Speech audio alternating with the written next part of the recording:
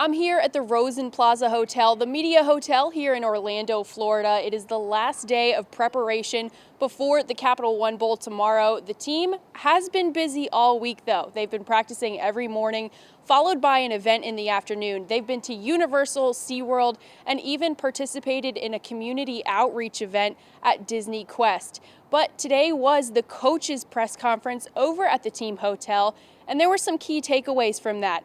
Wisconsin head coach Gary Anderson is not discounting the talent of Connor Shaw. Here's what he had to say about stopping South Carolina's quarterback. Well, if you just look at Connor and watch him play football, comes to my mind coach's kid, which he is. He's competitive. He can hurt you with his arm, his leg, and his legs and his mind. He has a lot of miles on him as far as starts, and he's been very productive. He's played in big-time moments and handles himself well. Stopping Connor Shaw is one thing, but stopping Connor Shaw and Steve Spurrier together, that's quite another. Here's what Coach Anderson had to say. And I would say this, when you mix Coach Spurrier and Shaw together in that offense, it's a pretty vicious weapon. And I think pre-snap, most times, they're getting what they want. They get the play called that they want. Now, you got to execute from there. And that's one of the challenges for us on defense, is to not allow them to get the play called that they want pre-snap. Now, all week long, Wisconsin players and coaches have been comparing South Carolina to a BYU or an Ohio State, comparing Connor Shaw to Braxton Miller, the quarterback of the Buckeyes. But when the head ball coach was asked a similar question, like, who does Wisconsin resemble in the SEC, he gave quite a different answer. No, not really. I don't think they remind us of anyone in particular. Almost every team's a little different in some way or another. But we prepare like we prepare for all of them, really. Now, this will be the last game that some Gamecocks will be able to suit up for the team, including Jadeveon Clowney. This will be his last game, or as many suspect, for the star defensive end. Here is what Steve Spurrier had to say about Clowney and his bright future. Yeah, Jadeveon has done very well in practice for the bowl games. I think he's 100% healthy. Little foot problems, whatever, are gone.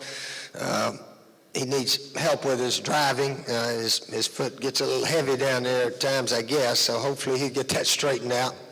But he's practiced well, and he's been a very good teammate for 3 years.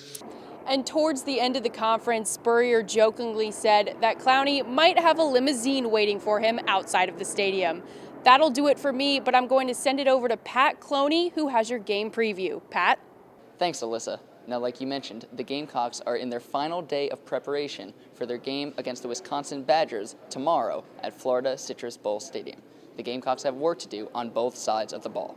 On the defensive side, the Gamecocks are up against one of the top rushing offenses in the country in Wisconsin, led by dual threat running backs, senior James White and sophomore Melvin Gordon, who both rushed for over 1,000 yards on the season and who averaged 283 yards per game. This means the Gamecocks' front seven will have to step up and have a huge performance in order to stop that running game. Now, what this means is that linemen Jadeveon Clowney and Kelsey Quarles will need to have stellar performances in what looks to be their final game at the University of South Carolina. Also of note, in a press conference yesterday, Wisconsin wideout Jared Abbrederis mentioned that South Carolina will probably be prepared for the Wisconsin run game. So what their offense needs to do is keep the South Carolina defense in check with the occasional deep ball over the middle. This could pose a problem to a young South Carolina secondary. But defensive coordinator Lorenzo Ward said that if each Gamecock executes his own position, they'll be fine. Now, on the offensive side of the ball, the Gamecocks face a stellar defense in the Wisconsin Badgers, who rank in the top 12 in all 4 major defensive categories. The Badgers are also the 5th team in the nation in stopping plays of over 20 yards or more.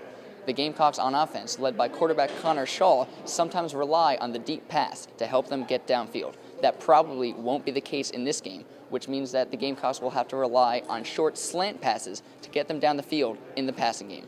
What that means is that slot receiver Bruce Ellington may need to have a big game in what could be his final game as a South Carolina Gamecock. The Gamecocks should also rely heavily on that stellar run game that has carried them all year, led by running back Mike Davis, who carried for over 1,100 yards on the season. With a stellar performance from Mike Davis and the Gamecock defense, South Carolina looks poised for their third straight 11-win season. For Capital City Sports, I'm Pat Cloney, and make sure to come back later for coverage from tonight's pep rally.